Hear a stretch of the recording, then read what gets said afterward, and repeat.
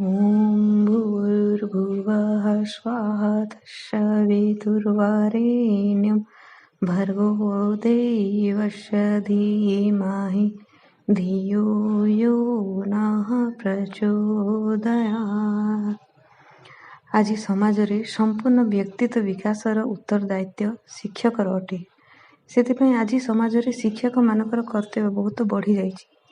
ପରମ ପୂଜ୍ୟ ଗୁରୁଦେବ ପଣ୍ଡିତ ଶ୍ରୀରାମ ଶର୍ମା ଆଚାର୍ଯ୍ୟ ଉଦ୍ଘୋଷ ଦେଲେ ଯେ ଶିକ୍ଷକ ଅଟନ୍ତି ଯୁଗ ନିର୍ମାତା ଏବଂ ଛାତ୍ର ଦେଶର ଭାଗ୍ୟ ନିର୍ମାତା।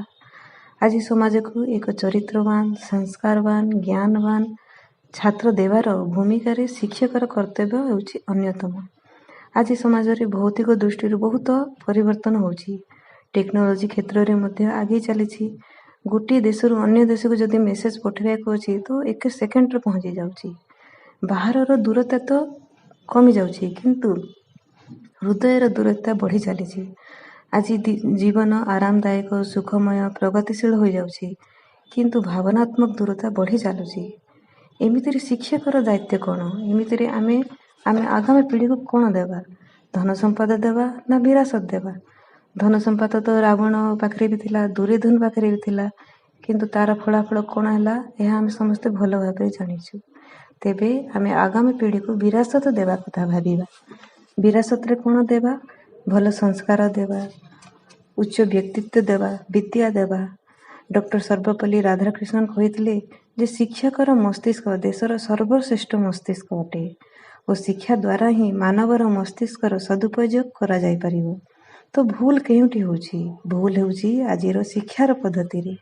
ଆଜି ଶିକ୍ଷା ତ ମିଳୁଛି, କିନ୍ତୁ ବିଦ୍ୟା ମିଳୁନାହିଁ। ତ ସର୍ବପ୍ରଥମେ ଆମକୁ ଶିକ୍ଷା ଓ ବିଦ୍ୟା ମଧ୍ୟରେ କ'ଣ ପାର୍ଥକ୍ୟ ଅଛି, କ'ଣ ଡିଫରେନ୍ସ ଅଛି, ସେଇଟା ଜାଣିବାକୁ ହେବ। ଶିକ୍ଷା ଓ ବିଦ୍ୟା ପୁରାପୁରି ବିପରୀତ ଅଟନ୍ତି। ଶିକ୍ଷା ଟଙ୍କାର ଘରରେ ତିଆରି ହୋଇଥାଏ ଏବଂ ବୈଭବ ଦ୍ୱାରା ଉପରକୁ ଉଠିଥାଏ। ତାହାର ମୂଳଦୁଆ ଟଙ୍କା ଦ୍ୱାରା କରାଯାଏ ଏବଂ ବୈଭବ ଦ୍ୱାରା ବଢ଼ାଯାଏ। କିନ୍ତୁ ବିଦ୍ୟାର ମୂଳଦୁଆ ତ୍ୟାଗ ଦ୍ୱାରା ହୋଇଥାଏ ଏବଂ ବଳିଦାନରୁ ଉପରକୁ ଉଠିଥାଏ। ଶିକ୍ଷାରୁ ଆମକୁ ରୋଜଗାର ମିଳିଥାଏ, ଡିଗ୍ରୀ, ସାକ୍ଷରତା ସବୁ ମିଳିଥାଏ, କିନ୍ତୁ କ'ଣ ଆମକୁ ଉଚ୍ଚ ସିଦ୍ଧାନ୍ତ ପାଇଁ ବଳିଦାନ ଦେବା ଶିଖାଇଥାଏ? ସତ୍ୟର ଆଦର୍ଶ ପଥରେ ଚାଲିବା ପାଇଁ ଜୀବନର ରାସ୍ତା ଦେଖାଇଥାଏ? ନାହିଁ। କ'ଣ ଶିକ୍ଷା ଆମକୁ ଭଲ ସଂସ୍କାର ଶିଖାଇଥାଏ? ନାହିଁ। କ'ଣ ଆମକୁ ଜୀବନର ମୂଲ୍ୟ ଶିଖାଇଥାଏ? ନାହିଁ। ଏଇଟା ଆମକୁ ଶିଖାଇଥାଏ ବିଦ୍ୟା। ଏଇଟା ହିଁ ପାର୍ଥକ୍ୟ ହେଉଛି ଶିକ୍ଷା ଏବଂ ବିଦ୍ୟାରେ। ଶିକ୍ଷା ମାନେ ଗୋଟିଏ ଡିଗ୍ରୀ, ସାର୍ଟିଫିକେଟ୍, ଆଉ ବିଦ୍ୟା ମାନେ କ'ଣ? ମୂଲ୍ୟ, ସଂସ୍କାର, ଆଦର୍ଶ, ପରମ୍ପରା, ବ୍ୟକ୍ତିତ୍ୱ।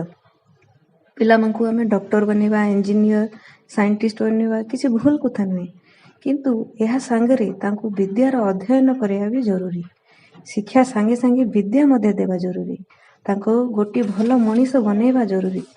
ପିଲାମାନଙ୍କୁ ଏମିତି ଶିକ୍ଷା ଦେବା, ଏମିତି ବିଦ୍ୟା ଦେବା ଯେ ସେ ଯେଉଁଠି ବି ଯିବେ ସମସ୍ତଙ୍କୁ ପ୍ରଭାବିତ କରିବେ। ସେ ଯେଉଁଠି ବି ଯିବେ ସମସ୍ତେ ପଚାରିବେ ଏତେ ସଂସ୍କାରବାନ ପିଲା କେଉଁ ସ୍କୁଲରେ ପାଠ ପଢ଼ିଛି, କେଉଁ କଲେଜରେ ପାଠ ପଢ଼ିଛି, କେଉଁ ପରିବାରରୁ ଆସିଅଛି। ତ କେତେକ ଗୁଣ ଅଛି ଯେଉଁଟାକି ଶିକ୍ଷକମାନଙ୍କ ଭିତରେ ଥିବା ଆବଶ୍ୟକ। ସେ ଗୁଣ ଯାକ ମୁଁ କହିବାକୁ ଯାଉଛି। ସର୍ବପ୍ରଥମ ହେଲା ମୈତ୍ରୀପୂର୍ଣ୍ଣ ବ୍ୟବହାର, ଫ୍ରେଣ୍ଡଲି ବ୍ୟବହାର। ଶିକ୍ଷକର ନେଚରଟା ମୈତ୍ରୀପୂର୍ଣ୍ଣ ହେବା କଥା। ଛାତ୍ରମାନଙ୍କର ସାଙ୍ଗରେ ସେ ମିତ୍ର ପରି ବ୍ୟବହାର କରିବା କଥା, ଯଦ୍ୱାରା କ'ଣ କି ଛୁଆମାନେ ତାଙ୍କ ସାଙ୍ଗରେ ଏକଦମ ଭଲ ଭାବରେ ଖୋଲିକିନା କଥା ହେଇପାରିବେ। 2 ନମ୍ବରରେ ଆସୁଛି ବିଶ୍ୱସନୀୟ ବ୍ୟକ୍ତିତ୍ୱ, ଫେଥଫୁଲନେସ୍। ଶିକ୍ଷକଙ୍କୁ ବିଶ୍ୱସନୀୟ ହେବା ଦରକାର, ତେବେ ଛାତ୍ରମାନେ ତାଙ୍କ ସାଙ୍ଗରେ ଖୋଲିକିନା କଥା ହେଇପାରିବେ, ଫ୍ରେଣ୍ଡଲି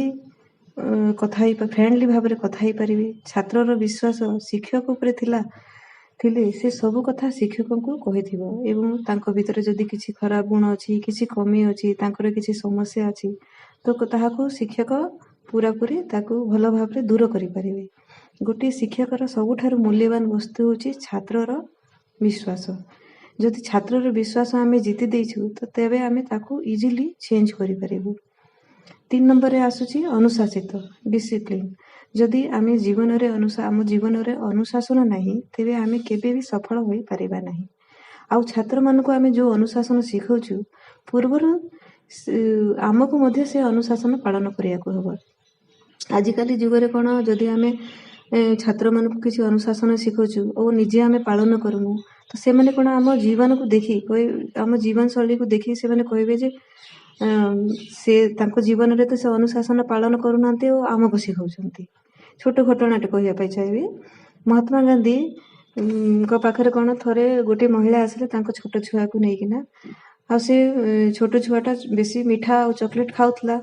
ତ ତାଙ୍କ ମା ମହାତ୍ମା ଗାନ୍ଧୀକୁ କହିଲେ ଯେ ଆପଣଙ୍କ କଥା ତ ସମସ୍ତେ ମାନନ୍ତି, ଆପଣ ଯଦି ଛୁଆକୁ କହିବେ କି ମିଠା ଆଉ ଚକୋଲେଟ୍ ଖାଇବାଟା ଛାଡ଼ିଦିଏ, ଦାନ୍ତଟା ଖରାପ ହେଇଯିବ, ତ ସେ କଥାଟା ସେ ମାନିଯିବ। ତ ମହାତ୍ମା ଗାନ୍ଧୀ କହିଲେ ଠିକ୍ ଅଛି, ଆପଣ 8 ଦିନ ପରେ ଆସିବେ। ତ ମହିଳାଟା 8 ଦିନ ପରେ ପୁଣି ଥରେ ଆସିଲେ ଛୁଆକୁ ଧରିକିନା। ମହାତ୍ମା ଗାନ୍ଧୀ ତାକୁ ବୁଝେଇଲେ ମିଠା ଆଉ ଚକୋଲେଟ୍ଟା ଖାଇବା ଛାଡ଼ିଦିଅ, ଦାନ୍ତଟା ଖରାପ ହେଇଯିବ। ଛୁଆଟା କଥା ମାନିଗଲା ଆଉ ପୂର୍ଣ୍ଣତଃ ସେ ଛାଡ଼ିଦେଲା। ତ ମାଆଟା କହିଲେ ମହାତ୍ମା ଗାନ୍ଧୀଙ୍କୁ କହିଲେ ଆପଣ ଏଇ କଥାଟା 8 ଦିନ ପୂର୍ବରୁ ମଧ୍ୟ କହିପାରିଥାନ୍ତେ। ତ ମହାତ୍ମା ଗାନ୍ଧୀ କହିଲେ ମୁଁ 8 ଦିନ ପୂର୍ବରୁ ମୁଁ ମଧ୍ୟ ଗୁଡ଼ ଖାଉଥିଲି, ଯେଉଁଟାକି ମିଠା। ମୁଁ ସେ ଅନୁଶାସନକୁ ପାଳନ ପ୍ରଥମେ ନିଜେ କଲି, 8 ଦିନ ପର୍ଯ୍ୟନ୍ତ ସେ ଅନୁଶାସନକୁ ପାଳନ କଲି। ତାପରେ ଯାଇକିନା ମୁଁ ସେ ଛୁଆକୁ କହିଲି, ତ ତାର ପ୍ରଭାବଟା ପଡ଼ିଲା। ତ କହିବାର ମାନେ କ'ଣ କି ଆମେ ଯଦି ଅନୁଶାସନ ନିଜେ ପାଳନ କରିବୁ, ତ ଆମେ ଯଦି ଆଉ କାହାକୁ କହିବୁ ଅନୁଶାସନ ପାଳନ କରିବା ପାଇଁ, ତ ତାର ପ୍ରଭାବଟା ବେଶୀ ପଡ଼ିବ। 4th ଆସୁଛି ନୈତିକ ରୂପରେ ଜାଗୃତ, ମୋରାଲିଟି।